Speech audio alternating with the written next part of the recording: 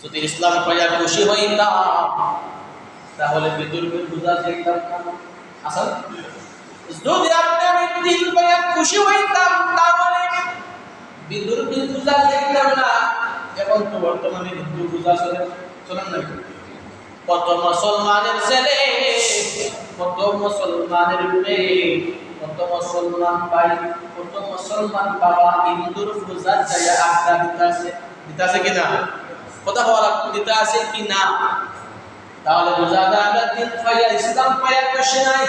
যদি ইসলাম পাইয়া খুশি থাকতাম তাহলে বিদুর্মের সাথে হাত মিলাইতাম না, বিদুর্মের পূজা চাইতাম না, বিদুর্মের খাবার খাইতাম না, বিদুর্মের সাথে বন্ধুত্ব করতাম না, বেঈমানদের সাথে আমরা পূজা দিতাম না, আড্ডা দিতাম না।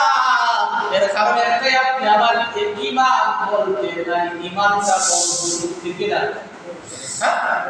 আল্লাহ নবী বলেন আল ঈমান তাসদীক মুহাম্মাদ সাল্লাল্লাহু আলাইহি ওয়াসাল্লাম ওয়া বিমা জাআ বিহি মিনাদ-দীন দারুরা।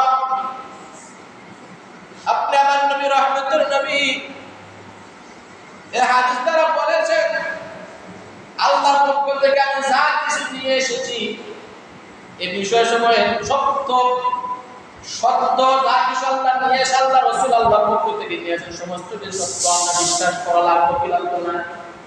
আল্লাহর পক্ষ থেকে রাসূল যা নিয়ে আসছেন যদি আপনি বিশ্বাস না করেন তাহলে আপনার ঈমান নাই। আছে নি?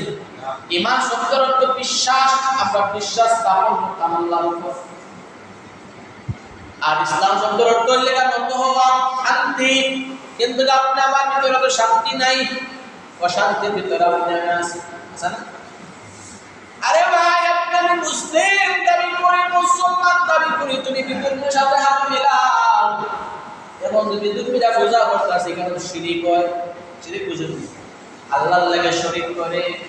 আল্লাহর নবী জানায় দেয় আমার উম্মতের দোল, তোমরা কোনদিন যে জায়গার মধ্যে শিরিক হয়, সেই জায়গার মধ্যে আল্লাহর সাথে শরীক করা হয়, সেই জায়গার মধ্যে আল্লাহর লানত গজব করে তোমরা সেই জায়গায় যাও না। আর যদি তোমরা সেই জায়গায় যাও,